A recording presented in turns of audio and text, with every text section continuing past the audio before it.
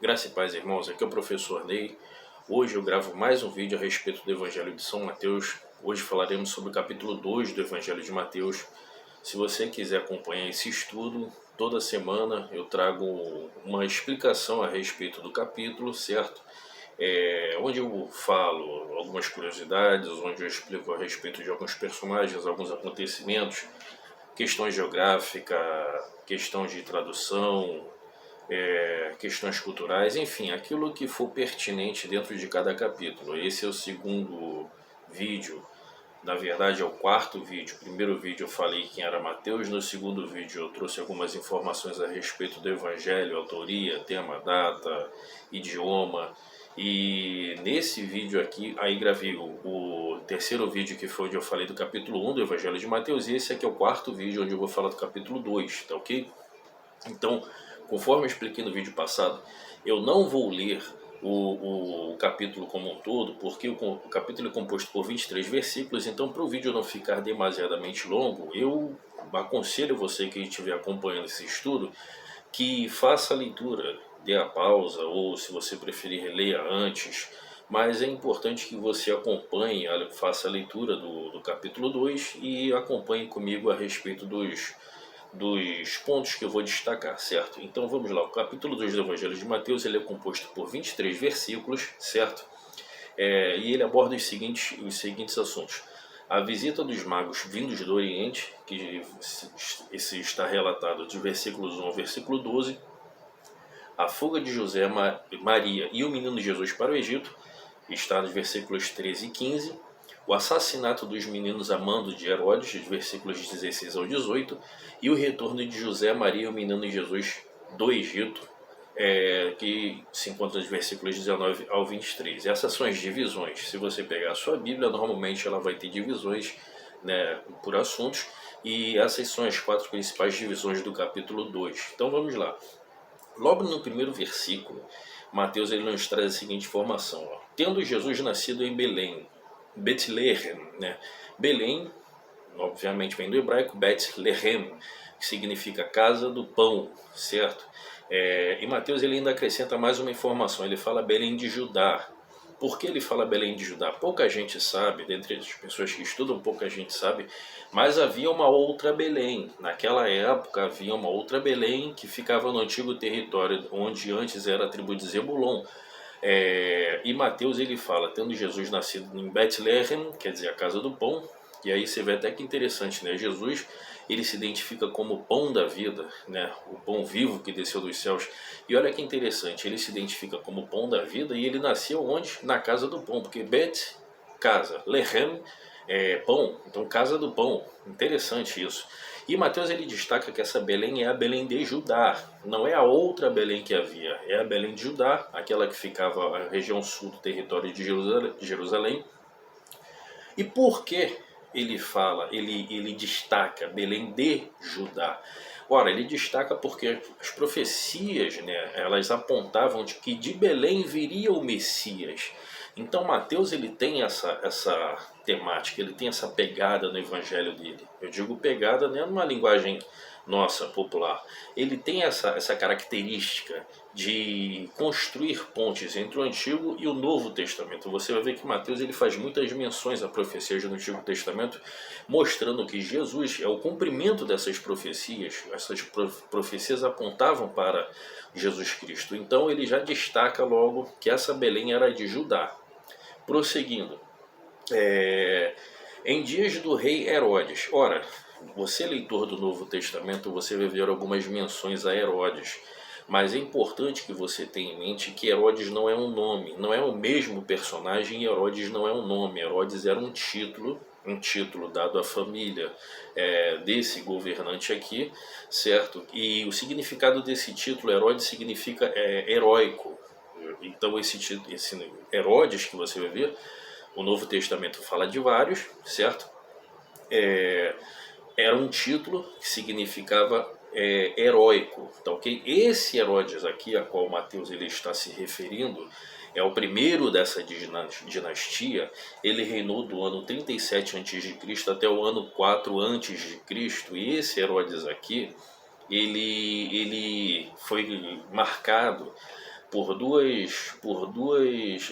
vamos assim dizer, duas características que mais sobressaíram nele era a crueldade dele, né? As grandes construções. Ele foi um grande construtor. O próprio Templo de Jerusalém, que levou mais de 40 anos para ser erigido, foi uma obra dele, né?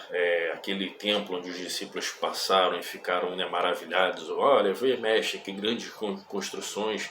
E aí Jesus virou para eles e falou: em verdade vos digo que não ficará pedra sobre pedra que não seja derribada, né? Então era esse templo, o templo de Herodes, que levou mais de 40 anos para ser construído, que levou mais de 1000 sacerdotes que trabalharam em sua construção. Esse Herodes também era caracterizado pela crueldade com que ele tratava não só seus inimigos, mas também os seus familiares. Esse Herodes aqui, eu vou ler um pouco mais aqui adiante nos meus rascunhos a respeito desse Herodes. Nos é dito o seguinte, esse Herodes aqui, ele foi responsável pela morte da esposa dele, né, Mariana, os seus dois filhos, Alexandre e Aristóbulo, um outro primogênito a qual ele teve. Então, assim, ele era caracterizado pela sua crueldade. Ele foi um homem bastante cruel e que inclusive tentou matar o Senhor Jesus, né, uma vez que ele, como alguém que viveu ali no primeiro século, ele tinha contato com as profecias e com a cultura judaica, e ele sabia que a vinda desse Messias poderia colocar em risco o reinado dele, que não era um reinado benquisto pelos judeus. Então, seguindo aqui, uma questão interessante é o seguinte: eu li aqui, eu informei vocês que a morte desse Herodes aconteceu no ano 4 a.C. Ora, se a morte desse Herodes aconteceu no ano 4 a.C. e Jesus já tinha nascido, então, né, isso nos confirma a informação de que o nosso calendário ele tem um pequeno erro de contagem. Para quem, né, estudou aí, você deve se recordar que o nosso calendário ele possui uma falha no seu sistema de contagem. Essa falha ela pode variar de 4 até mesmo 6 anos. Então poderíamos até, quem sabe, estar no ano de 2030. Mas é só para confirmar essa informação. Ainda mais uma informação a respeito desse governante: ele morreu com cerca de 70 anos de idade, e ele morreu de hidropsia e gangrena. Hidropsia e gangrena aos 70 anos de idade, certo? Prosseguindo aqui, prosseguindo com algumas informações. Mateus ele traz uma informação interessante que pode confundir um pouco as pessoas, principalmente aqueles que não conhecem bem a narrativa bíblica. Ele diz que vieram alguns magos do Oriente visitar, guiados por uma estrela, vieram alguns magos do Oriente a fim de visitar o menino que havia nascido. Ora, primeira questão que você deve ter em mente é o seguinte: o número de magos não se sabe. A Bíblia não afirma que eram 3, não afirmam que eram reis, não afirma essas tradições que circulam em torno dele, muito menos nome. Existem tradições que dizem que eram 3, que eram reis, e chega até a dar nome, né? Se eu não me engano, Gaspar, Baltazar e Belchior, se eu não me engano, eram esses os nomes que a tradição coloca. Mas enfim, o relato bíblico não diz que eles eram reis, não diz que eles eram 3, certo? Deduz-se que eles eram 3 a partir dos presentes que eles apresentaram, porque eles deram incenso, ouro e mirra. Então, né, a partir desses 3 presentes, as pessoas entendem que eram 3. Entretanto, o relato não afirma isso, tá ok? E aí eu trago umas informações. A ideia tradicional de que eram 3 baseia-se no número de presentes levados. Eles não eram reis, mas magos. A palavra magoi, do grego, magoi. Essa palavra magoi, em grego, por que o grego? Aí eu volto a repetir: porque o Novo Testamento foi escrito em grego. Se você quer saber se o Evangelho de Mateus foi escrito em grego, ou no aramaico, ou no hebraico, volta alguns vídeos atrás porque eu expliquei essa questão. Mas os mais antigos manuscritos que nós temos, todos escritos em grego. E essa palavra magoi, a qual foi traduzida como mago, ela tem uma possibilidade de traduções, que as quais são: eles poderiam ser mágicos, eles poderiam ser astrólogos, eles poderiam ser sábios. Essa palavra ela pode ser traduzida com algumas interpretações, com algumas aplicações. Então, o texto normalmente traduz como mago, ok? Normalmente traduz como mago, e prosseguindo aqui algumas informações. Pouco se sabe sobre os magos que visitaram Jesus na ocasião do seu nascimento. Não sabemos de onde vieram ou quantos eram. A tradição diz que eram homens de alta posição na Pártia, região da antiga Babilônia. Mas aí fica uma pergunta que tem interessante aqui dentro do meu rascunho. Como esses homens souberam que a estrela representava o Messias? Olha que interessante, porque o texto diz que eles avistaram uma estrela, mas não houve uma revelação do que se tratava. Eles, ao verem aquela estrela, eles sabiam que se tratava de um nascimento de alguém especial, a ponto de se deslocarem de uma região distante e longínqua até as cercanias ali de Jerusalém para poder se informar. Mas como eles tinham essa informação? Então algumas hipóteses, algumas teorias foram colocadas. Eu vou botar aqui as três mais comuns. As três são o seguinte. Eles eram judeus que viviam permanecido na Babilônia depois do exílio e conheciam as predições do Antigo Testamento a respeito da vinda do Messias. Essa é a primeira teoria. Segunda, eram magos do Oriente que estudavam manuscritos antigos do mundo todo. Então, como eles eram estudiosos, eles poderiam ter tido contato com a cultura judaica e o conhecimento de que essa estrela apontaria, né, para o nascimento de alguém especial, o Messias. A terceira teoria é a seguinte: receberam uma mensagem especial de Deus que os guiaria até o Messias. O texto em si não explica como eles tiveram conhecimento, mas é dito que eles sabiam. E aí Mateus continua aqui, ó, no versículo 4 ele faz menção a respeito de duas castas, dois grupos que o rei Herodes ele vai consultar, as quais foram os sacerdotes e os escribas.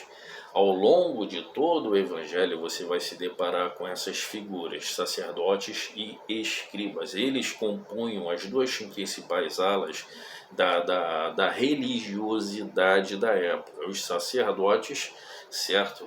E os escribas. Os escribas quase sempre eles eram os fariseus. Em algumas partes você vai ver eles descritos como fariseus. Então escribas e sacerdotes.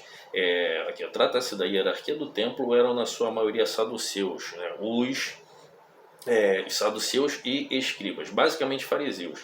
Então os escribas fariseus, também haviam os sacerdotes, os saduceus. Os saduceus eles só criam nos 5 primeiros livros da lei, o Pentateuco. Eles eram bastante literalistas quanto ao Pentateuco, mas eles não tinham o hábito de... Eles não criam nada mais além do que fosse o Pentateuco. Quanto aos fariseus, eles já eram aqueles que se apegavam à Torá, ao Antigo Testamento, e eram muito legalistas. Então o Senhor Jesus ele teve diversos embates com esses grupos, e principalmente com os fariseus, porque os fariseus eles eram literalistas e todo aquele literalismo religioso acabou gerando um grupo hipócrita e frio, enquanto que os saduceus eles já brigavam por altas posições, por altos cargos e muitas vezes se envolviam em questões políticas, certo? Prosseguindo aqui, ó, no versículo 6, você acompanha depois aí na sua Bíblia, no versículo 6, Mateus ele faz menção a uma profecia de Miqueias, profecia essa que foi registrada 800 anos antes desse acontecimento ao qual está sendo narrado. E aí ele faz ainda nesse mesmo versículo, um pouco mais abaixo, ele fala a respeito da estrela que apontou o caminho para os magos. Ora, vamos falar um pouco sobre essa estrela, porque essa estrela deixa muita gente confusa. O que vem a ser essa estrela? É dito que uma estrela surgiu, orientou os magos, eles chegaram nas regiões de Jerusalém, se informaram a respeito do nascimento do menino tal, e depois essa estrela novamente apareceu para eles, eles se alegraram mais uma vez por novamente essa estrela ter aparecido. Então vamos lá, algumas teorias foram levantadas para tentar explicar a origem, o que seria essa estrela, tá? Eu vou botar aqui essas teorias, são 6 as teorias que foram levantadas, eu vou colocar aqui algumas e vou apontar até um livro onde você pode estudar um pouco mais a respeito disso. As teorias seguiriam o seguinte: primeira, a estrela seria uma personalidade. como um anjo que teria guiado os magos a Jerusalém. Considerando que o texto não tem qualquer indicação sobre isso e que os magos eram astrólogos, ou seja, aqueles que estudavam o movimento dos astros, né, na época, a forma como era denominado na época, afeitos ao estudo das estrelas, dificilmente pode-se aceitar tal ideia. Então, essa teoria de que seria uma personalidade, essa teoria ela não tem muita fundamentação bíblica. Foi uma teoria levantada por alguns estudiosos, mas ela não tem muita base bíblica, ela não, na verdade não tem base nenhuma bíblica para isso. Segundo, tanto a estrela como a narrativa seria um mito, uma forma, uma criação do autor para engrandecer a Jesus e a história do seu nascimento. A ideia que agrada aos modernistas, mas não passa de uma suposição. Ora, a crítica, né, os críticos modernos, eles se apegaram muito a essa questão de mitos, né, de construções de mitos, de lendas, a fim de transmitir uma ideia ou um conceito. Então, assim, essa teoria de que a estrela seria um mito, a narrativa seria um mito, ela agradou bastante os modernistas, mas ela novamente não tem nenhuma fundamentação, o autor não apresenta isso como uma forma de mito, enfim, carece de base para tal teoria. A terceira, a estrela teria sido um fenômeno divino dado só aos magos, pois ninguém além deles podia vê-la. Essa é a terceira teoria. A explicação para a falta de provas nos documentos antigos de que algo de notável teria sido visível no céu naquela época. No texto, porém, não há qualquer evidência disso, né? Quarta teoria, seria um tipo de astro especialmente preparado por Deus para guiar os magos. Talvez seja a ideia mais comum, especialmente nos tempos mais modernos. Só seria a quarta teoria. A quinta teoria diz que teria sido um cometa. Agora, a sexta teoria, ela inclusive ela foi muito difundida ali no início do século XX. Inclusive eu li a respeito dela num livro que eu particularmente li umas 5 ou 6 vezes. É um livro muito antigo que eu aconselho a todos vocês estudiosos lerem. É um livro chamado E a Bíblia Tinha Razão, do Dr. Werner Keller. Eu li esse livro umas 5 ou 6 vezes e eu particularmente gostei muito dele, onde ele propõe que essa estrela ela teria sido uma conjunção de planetas, envolvendo ali, deixa eu ver se ele fala aqui, envolvendo Júpiter, enfim, alguns planetas ali que teriam, né, feito uma conjunção, e isso teria gerado uma espécie de um apontamento que foi interpretado como uma estrela. Se você quiser conhecer um pouco mais, procure esse livro, ele é chamado E a Bíblia Tinha Razão. É um livro que eu particularmente gosto muito. Ele aborda desde o Antigo até o Novo Testamento algumas questões, né, onde a arqueologia ela elucidou algumas narrativas, outras que ainda estão em aberto, e explica a respeito de alguns costumes, algumas práticas, enfim, é um livro que eu particularmente gostei muito e aconselho a todo estudioso que puder, leia. É um livro que vai te enriquecer muito. Prosseguindo aqui, versículo 7, capítulo 2, versículo 7. Disse Herodes, avisai-me para que eu também possa adorá-lo. Ou seja, ele enviou os magos para que pudesse achar a localização do menino e pediu que esses magos retornassem a ele para que ele pudesse, né, conforme ele disse, adorar. Na verdade, o que ele queria era dar fim a esse menino, porque ele, como um conhecedor da tradição judaica, como um conhecedor das profecias, ele sabia que isso poria em risco o reinado dele. Então ele não queria que esse rei crescesse, ele não queria que esse menino crescesse, porque se tornaria o rei a qual toda a nação esperava. E aí versículo 11 diz assim, entrando na casa, olha que interessante, entrando na casa, versículo 11, na época em que os sábios chegaram, Maria e José estavam numa casa, não na estrebaria, como você vê nos presépios. Quem visitou Jesus na estrebaria foram os pastores descritos lá no Evangelho de Lucas, né? Os magos chegaram alguns meses depois e encontraram já um menino. Não encontraram. Então aquilo que você vê no presépio dos magos lá, os 3 bonequinhos dos magos na beira do o lugar lá onde estava o menino, né, na estrebaria, isso aí carece de fundamentação bíblica. Na verdade, isso é mais uma questão que está associada à tradição e não ao relato das escrituras. Então olha aqui, Outra questão também interessante ainda no versículo, ó, todas as vezes em que Mateus cita Jesus e Maria, Mateus, ele sempre coloca o nome de Jesus em primeiro lugar, pois veja bem como ele narra, ó, viram um menino com Maria, sua mãe. Então, lembra que eu falei num vídeo anterior que o posicionamento dos nomes ele é importante, pois ele aponta a importância daquilo que está sendo relatado. Então, o nome do Senhor ele vem na frente, mesmo sendo um menino, ele vem em primeiro lugar, porque óbvio é o Senhor, trata-se do Senhor, certo? A fuga para o Egito, versículo 13, foi avisado em sonho, José foi orientado através de um anjo que veio em sonho e orientou a ele que fugisse para o Egito, pois Herodes procurava matar o menino, e ele foge para o Egito. Se você pegar um mapa bíblico, você vai ver que de Jerusalém para o Egito, né, o ponto não é tão distante assim, não era um trajeto tão, vamos assim dizer, difícil. Claro que tinha sim suas dificuldades, mas não era algo como, por exemplo, se você saísse daqui de onde eu estou, do Rio de Janeiro, e fosse lá para, vamos dizer, Argentina. Não era um trajeto como esse, era um trajeto relativamente curto que podia ser feito com uma certa facilidade. José, Maria e Jesus fogem para o Egito, ficam lá até a morte desse Herodes. Após a morte de Herodes, ele novamente é orientado por um anjo para que ele suba ao antigo lugar. E aí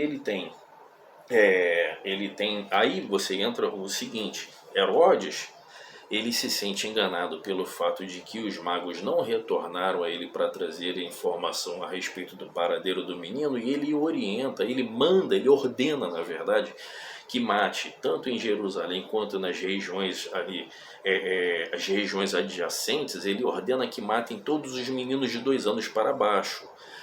Quantos meninos foram mortos? Os estudiosos chegam a uma conclusão de que aproximadamente 20 crianças, cerca de 20 crianças devem ter sido mortas naquela região ali. Então, quantos meninos foram? Os estudiosos concordam que foram cerca de 20 crianças, tá ok?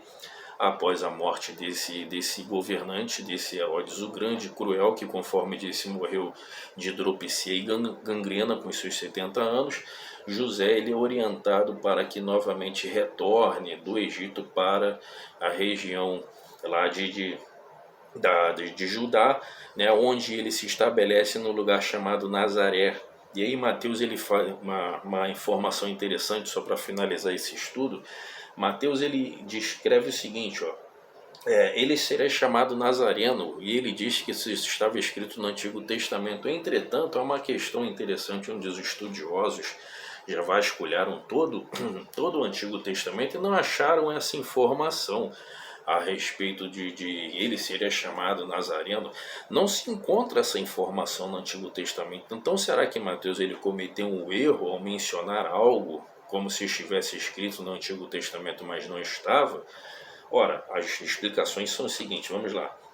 Nazareno é uma referência à palavra hebraica netzer, para renovo, que estava escrito em Isaías 11:1, seria uma profecia messiânica. Então, interpreta-se que quando Mateus ele fala ele será chamado Nazareno, ele estaria fazendo referência a essa palavra netzer, que se encontra em Isaías, no livro do profeta Isaías, que profetizou 700 anos antes do nascimento de Cristo, a respeito da vinda do Messias, e então ele poderia estar fazendo uma ligação com essa profecia.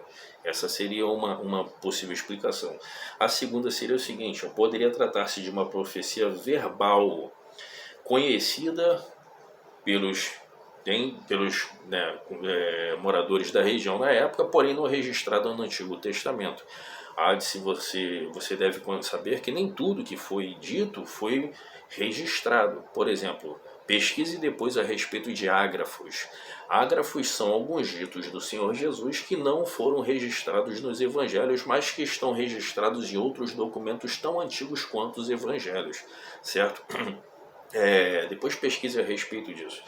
E você tem ainda uma terceira explicação, a qual seria provável que Mateus esteja usando Nazareno como um adjetivo, referindo-se a alguém que é desprezado ou detestável, pois era assim que o povo daquela região é frequentemente caracterizado. Então, ao falar que ele será chamado Nazareno, Mateus poderia estar se referindo ao adjetivo, né, que era aplicado às pessoas daquela região, que era algo pejorativo, visto que aquele era um lugar muito simples, era um lugar que não tinha toda a pompa, como Jerusalém, como outras regiões, mas o fato é que essas são as possíveis explicações para o fato de Mateus estar dizendo algo como se estivesse registrado, mas que você não propriamente vai encontrar no Antigo Testamento. Essas são as possíveis explicações. Então esse é um breve resumo de alguns pontos importantes do capítulo 2. Conforme eu disse, eu não leio o capítulo. É importante que você tenha uma Bíblia em mãos, que você faça a leitura para acompanhar esse estudo. Volto na próxima semana com o capítulo 3. Se você gostou, curta e compartilhe. Até o próximo vídeo.